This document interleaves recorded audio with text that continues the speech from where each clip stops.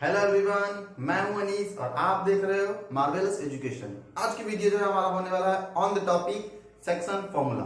इसके पहले मैंने बहुत सारे videos on topic coordinate geometry मैंने बना रखा है, जिसमें मैंने पढ़ाया था क्या, इसमें मैंने पढ़ाया था डिस्टेंस फॉर्मूला के बारे में। अगर आपने वो हमारा वीडियो नहीं देखा है तो ऊपर आई बटन में और नीचे डिस्क्रिप्शन में हमने उसका लिंक दे रखा है, वहां से जाकर आप हमारे उन वीडियोज को देख सकते हो। तो चलो ज्यादा टाइम वेस्ट ना करते हुए स्टार्ट करता हूं मैं सेक्शन फॉर्मूला का ये वीडियो। तो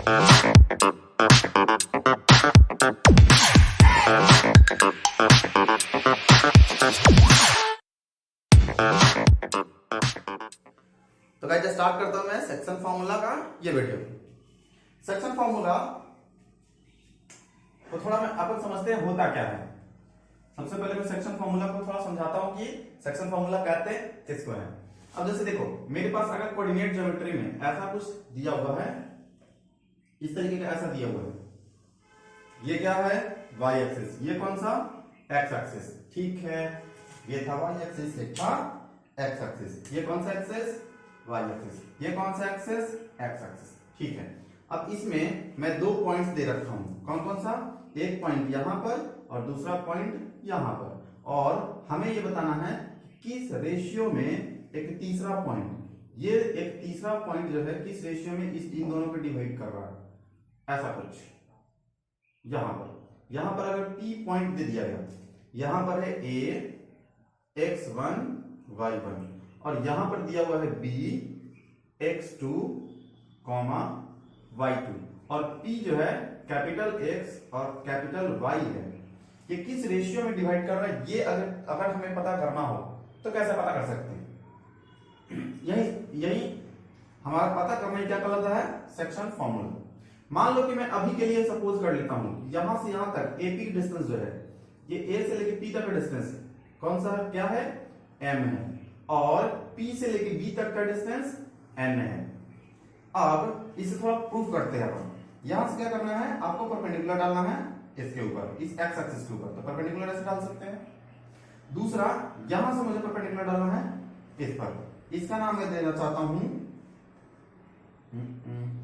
C, इसका नाम D, और यहां से परपेंडिकुलर डालते हैं, इसका नाम दे रहा हूं मैं E, और इससे इन दोनों पे परपेंडिकुलर भी डालते हैं, यहां से इस पर और इससे इस पर, इसका नाम E हो गया, इसे दे देते हैं F, इसका नाम देते हैं G। अब मुझे क्लियर दिख रहा है ये दोनों लाइंस जो है कौन कौन, ये AF और PF, ये दोनों को दोनों क्या है एक दूसरे के, ये दोनों को दोनों पैरेलल है, तो ये वाला एंगल कॉरस्पॉन्डिंग एंगल से बराबर। दूसरा, ये एंगल 90 डिग्री के बराबर, क्योंकि परपेंडिकुलर यहां डाला गया है, और वैसे ही यहां से भी परपेंडिकुलर डाला गया है, इसलिए कर सकते हैं ये भी 90 डिग्री के बराबर। ये दो चीजें तो एंगल से बराबर हो गया। तीसरा और भी दिख रहा है मुझे, ये दोनों, ये एंगल जो है हमारा, ये वाला एंगल इस एंगल के बराबर, क्योंकि अब दो एंगल बराबर हो गए, तीसरा एंगल तो ऑटोमेटिक बराबर होना ही पड़ेगा ना। अब तीनों एंगल बराबर, तो इसलिए कर सकते हैं एंगल एंगल एंगल प्रॉपर्टी से ये दोनों ट्रायंगल क्या हो गया, सिमिलर। अब सिमिलर ट्रायंगल का क्या होता है, दोनों साइड का, सारे साइड्स का रेशियो हमारा बराबर होता है। यहां कह सकते हैं कि ट्रायंगल, कौन सा ट्रायंगल, ये वाला APF सिमिलर है किस ट्रायंगल के, BAPF, ये किससे सिमिलर है, PBG के, सॉरी G।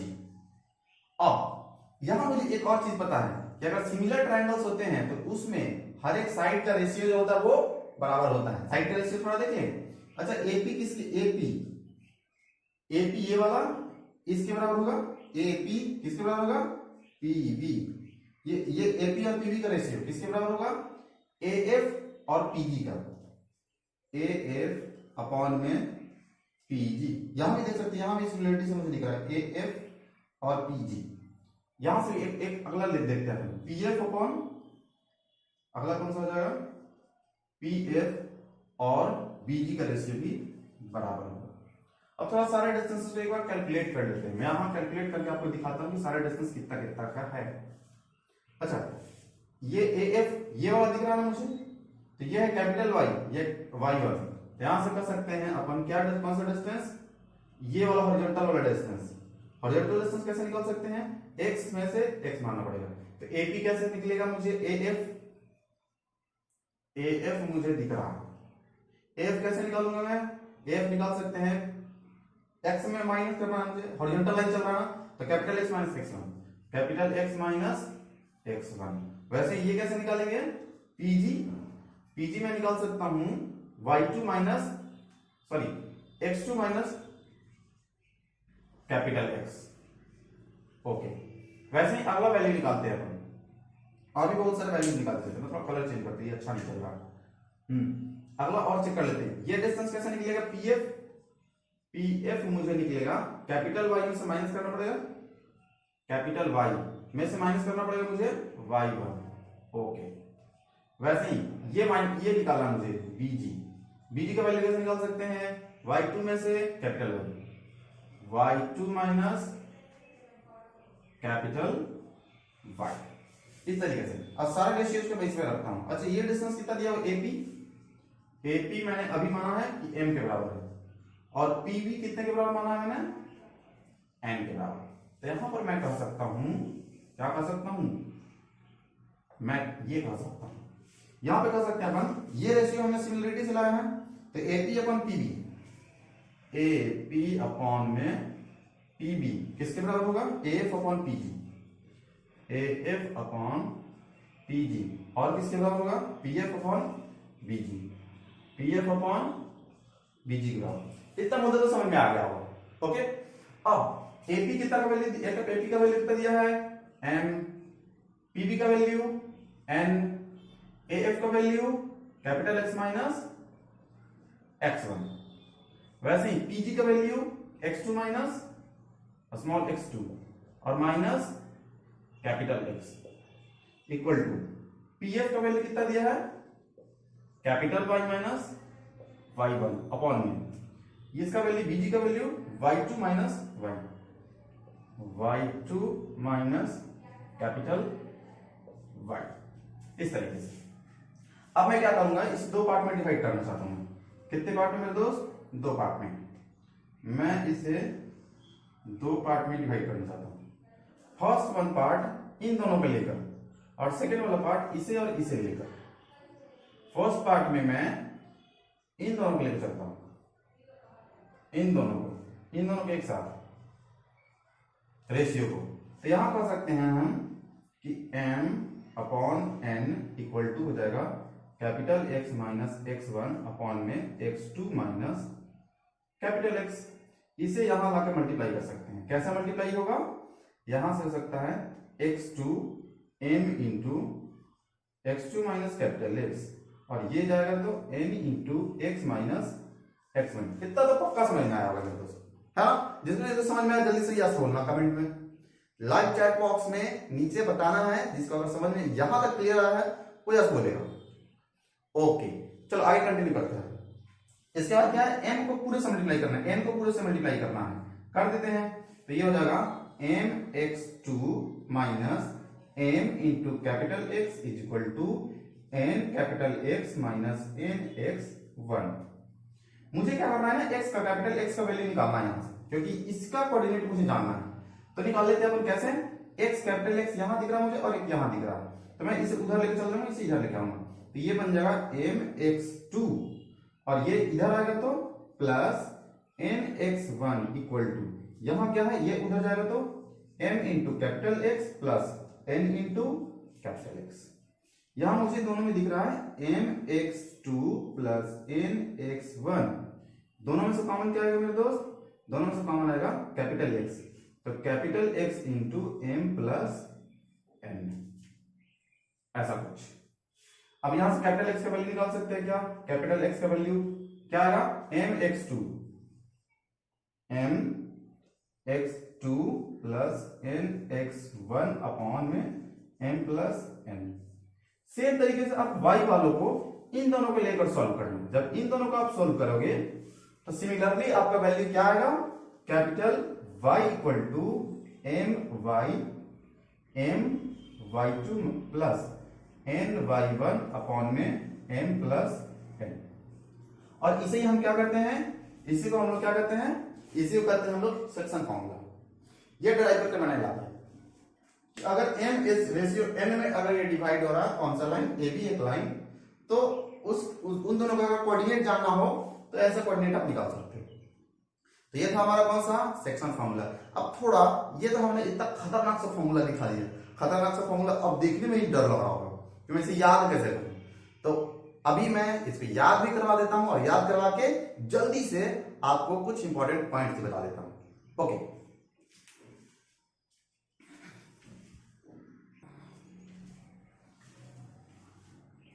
अब मैं कुछ ऐसे ट्रिक्स बता रहा हूं जिससे आप इतने बड़े फॉर्मूले को जल्दी से याद कर सकते हो और इसे इस्तेमाल करना भी सीख सकते हो। इस्तेमाल करके भी अपन देखेंगे पूरे एनसीईआरटी के क्वेश्चंस को हम सॉल्व करते चलेंगे। ओके, जो भी काम के लायक हमारे क्वेश्चंस होंगे उसको सॉल्व करेंगे अपन क्लासरूम में ही डायरेक्ट।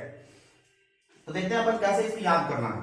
सपोज करो अगर तुम्हारे पास कोई एक ऐसा एक पॉइंट दिया है जिसका नाम है ए और इसका कोऑर्डिनेट दिया है x1, y1। दूसरा एक और दिया हुआ है जिसका नाम है b, इसका नाम दिया है x2, y2 और ये डिवाइड हो रहा है p पॉइंट से कैपिटल X, कैपिटल Y। इसको डिवाइड करने के बाद कैपिटल X, कैपिटल Y आ रहा है। ये किस रेशियो में डिवाइड हो रहा है?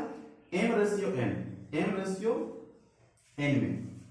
तब इसे कैसे आप निकालोगे?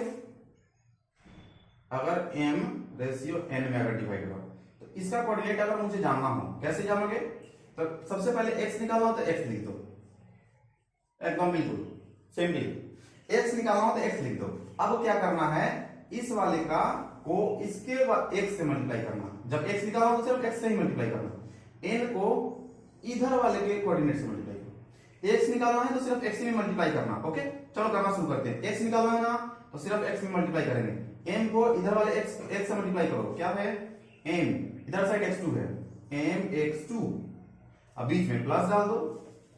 उसके बाद n x1 अपॉन में फिर दोनों को जोड़ दो, m प्लस n। ये बनकर आ गया हमारा x के लिए फॉर्मूला, जो कि मैंने पहले अभी प्रूव करके दिखाया कैसे आया था। दूसरा, अब मुझे y का वैल्यू अगर जानना हो, ठीक है, तो y का वैल्यू कैसे मैं निकालूंगा?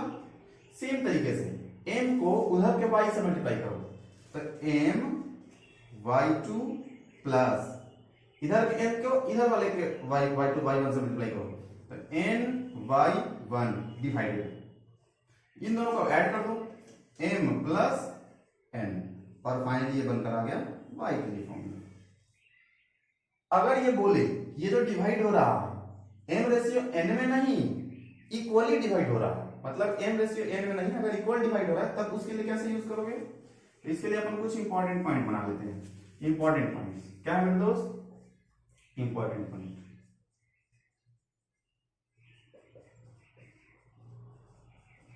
अगर ये बोल रहा है कि इक्वली अगर डिवाइड हो रहा है,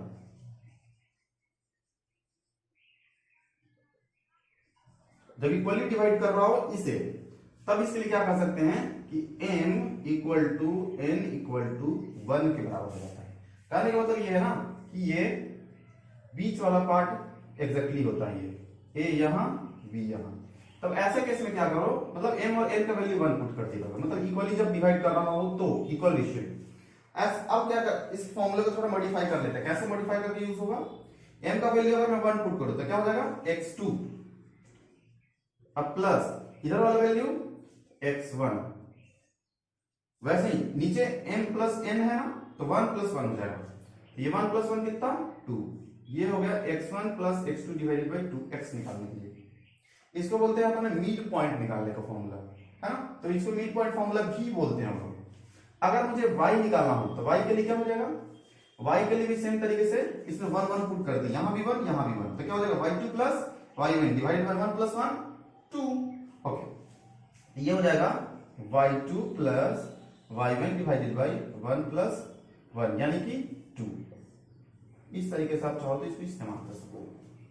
दूसरा इंपॉर्टेंट पॉइंट, अगर तुम्हें ऐसा कह रहा हो इस वाले में कि इसको इक्वली नहीं 3 इक्वल पार्ट्स में ऐसे डिवाइड कर दीजिए, ट्राइसेक्शन इसका कर दीजिए, और एक का कोऑर्डिनेट बताइए, यहां पर a है, यहां पर कहीं b है, और इसका ट्राइसेक्शन किया गया है b का, मतलब 1 2 3 इक्वल पार्ट्स में डिवाइड किया गया। और इसका कोऑर्डिनेट मुझे बता दो x, y का। तो ऐसे केस में क्या करो, m का वैल्यू हम लेके चलेंगे। m का वैल्यू देख रहे हैं कितना है, एक पार्ट में डिवाइड किया गया ना, तो m का वैल्यू 1, और इधर वाले का निकालने के लिए n का वैल्यू 2। अगर कोई बोले कि नहीं दोनों का कोऑर्डिनेट निकालो, उधर वाले का कोऑर्डिनेट निकालो, b के पास जो है पार्ट, उस पार्ट का निकालो, तब कैसे निकालोगे, a तो यहां, b यहां, और ऐसे बाइसेक्शन किया गया।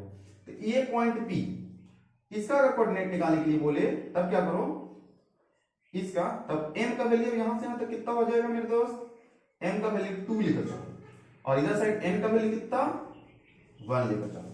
ये अगला इंपॉर्टेंट पॉइंट हो गया, इसे ध्यान में बस रखना है कि कब m का वैल्यू में कितना लेकर चलूंगा। बुक में क्वेश्चन जब आएंगे तो उनको सॉल्व करते वक्त मैं इनका इस्तेमाल करूंगा, बस कॉपी में भी नोट कर दो। ओके, अब चलते हैं हम लोग थर्ड इंपॉर्टेंट पॉइंट की तरफ, थर्ड और इस वीडियो का मतलब इस पॉइंट, इस टॉपिक का लास्ट वाला। ओके,